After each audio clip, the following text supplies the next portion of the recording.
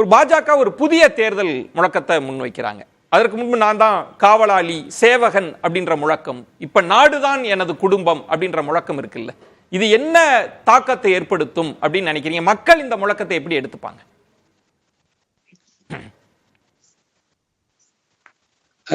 அண்ணா அந்த காலத்திலே பார்லிமெண்ட்ல போய் முழங்கினாரு. இன்றில இருந்து 5, 6, 10 ஆண்டுகளுக்கு முன்பே I come from the Dravidian stock அப்படின்னு. அதாவது இது ஒரு புதுமையான ஒரு இதோ, இப்ப இவங்க சொன்னதுனாலதான் இது ஒரு பெரிய கேட்சிங் இதோ அப்படிலாம் இல்லை. அதாவது இவர் குடும்பம் அப்படின்ட்டு சொல்றது இன்னைக்கு கண்டிப்பா இது இந்தியா ஷைனிங்கோட இன்னொரு பார்ட் 2 தான் இது மாறப்போகுது. வெர்ஷன் 2 V2 ஆஃப் இந்தியா ஷைனிங்கா தான் இது மாறப்போகுதுன்னு எனக்கு தோணுது.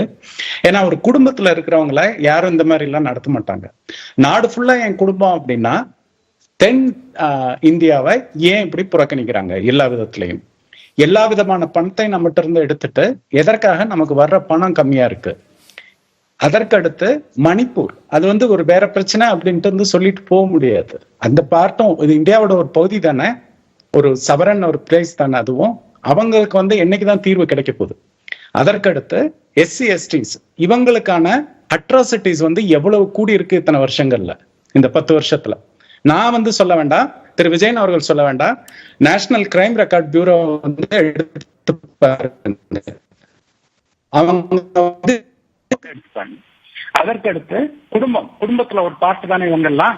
எம்என்ரேகா, அதாவது அந்த 100 நாள் வேலை திட்டத்தான அந்த அலோகேஷன் மட்டும் எடுத்தோம். டைரக்டா நம்பர் சொல்றேன், ரொம்ப எல்லாருக்கும் புரியுற மாதிரி. பட்ஜெட்ல 1.85% அலோகேட் ஆயிட்டு இருந்தது. இந்த 10 வருஷங்கள்ல வெறும் 1.3%, 0.5% குறைச்சிருக்காங்க. அது ஒரு பட்ஜெட், இந்தியாவோட பட்ஜெட்ல அது எவ்வளவு பெரிய பணம். அது மட்டும் இல்லாம நேஷனல் சோசியல் அசிஸ்டன்ஸ் ப்ரோக்ராம்னு ஒண்ணு இருக்கு. அதாவது வறுமையில இருக்கிறவங்க, கஷ்டப்படுறவங்க, அவங்களுக்குமே சோசியல் அசிஸ்டன்ஸ் கொடுக்கறதுக்குமே இருக்கிற ஒரு ப்ரோக்ராமோட அலோகேஷனை 0.58 0.21 குறைச்சிருக்காங்க.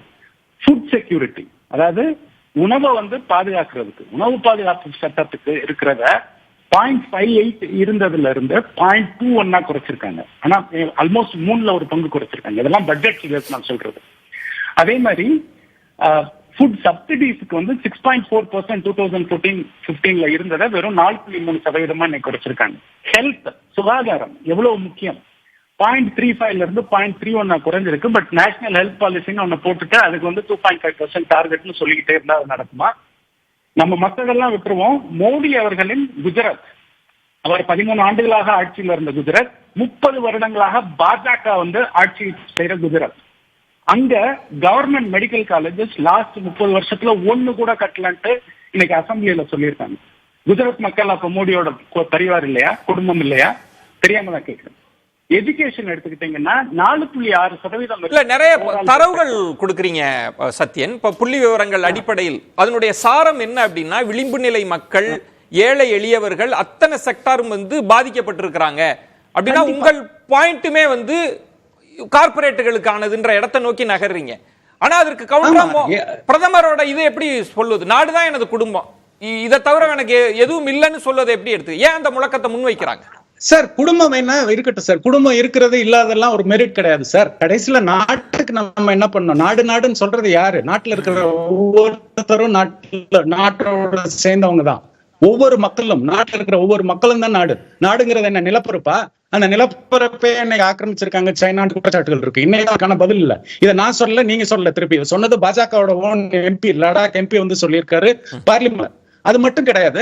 இது அப்படி நம்ம அப்படி இதை எடுத்துட்டு போயிட முடியாது. யாருக்கு நல்லது நடந்திருக்குன்னு நினைக்கிறீங்க? ஐடி செக்டர் எடுத்துக்கோங்க. ஐடி செக்டர் 20 வருஷத்துல ஒர்ஸ்டா நடந்திருக்கு. இதை குளோபல் ஸ்லோடவுன் நம்ம சொல்லி போக முடியாது. இந்தியாவில இருக்கிற டாப் மோஸ்ட் கம்பெனிஸ்ல இந்த ஒரு வருஷத்துல 70,000 பேரை குறைச்சிருக்காங்க போன வருஷம் இருந்ததை விட. இது ஃபர்ஸ்ட் டைமா நடந்திருக்கு. கோவிட்ல மக்கள் எவ்வளவு கஷ்டப்பட்டாங்க அப்படிங்கறத எல்லாரும் ஈஸியா மறந்துட முடியுமா? இங்க இருந்து அங்க வரைக்கும் நடந்ததை மறக்க முடியுமா? உத்தரப்பிரதேசத்துல இருந்து மகாராஷ்டிரால ட்ரெயின்ல நடந்து போனவங்களை ஒரு குட் சைன் அடிச்சுட்டு போச்சு, அதை மறந்துட முடியுமா? யாருக்காக சொல்றாங்க? இன்னைக்கு சௌகிதார் சோர்கே அப்படின்றாங்க. அவரே பிரதமர் திரும்ப அதற்கு ஒரு பதிலடியா நாம் காவலன்னு சொல்றார். அதற்கு பதிலடியாக ஒரு நரேஷனை செட் பண்ணார்ல. இப்ப லாலு ஒரு விமர்சனத்தை முன்வைக்கிறார், அடுத்த முழக்கத்தை முன்வைக்கிறாங்க. 2024 2019 ஒரு முழக்கம், இப்ப நாடுதான் எனது குடும்பம்னு ஒரு முழக்கம் இருக்கு. அத பாஜகவினர் இந்தியா முழுவதும் கொண்டு செல்றாங்கல்ல. அதை எப்படி எதிர்க்கட்சிகள் எதிர்கொள்ள போறாங்க? எடுத்துட்டு போய் கொடுக்கணும் சார். 2004 அவங்க சொல்லாத இந்தியா ஷைனிங்கிறது உலகத்திலே ஒரு one of the best campaigns அப்படின்லாம் பேசினாங்க. இது மாதிரி ஒரு உணர்ச்சி, இது மாதிரி ஒரு பரப்பு வந்து எங்கேயும் கிடைச்சது இல்ல. பரப்புரை இது வந்து ஒரு பெரிய ஸ்லோகன், மொத்தமே மாறப்போகுதுன்னாங்க. இது வந்து இந்தியா ஷைனிங் 2.0 தான். அப்ப நான் குடும்பம் இல்லையான்ட்டு ஒரு கேள்வி எல்லாருக்கும் வராதா? அதாவது உத்தரகாசியில இருந்த அந்த சுரங்கத்துல இருந்த அத்தனை பேரை வந்து போய் காப்பாத்தினது கடைசியில அந்த ராட் மைனர்ஸ் சொல்ற அவங்க உயிரை பணைய வச்சு கொண்டு போய் காப்பாத்தினவங்க. இன்னைக்கு அவரோட அதுல இருந்த ஒருத்தரோட வீட்டை இடிச்சு அந்த வீடியோ பாருங்க, யாருக்குனாலும் அது வந்து மனசு கணக்கும். பேசலாம், சாப்பிட முடியாது சார்.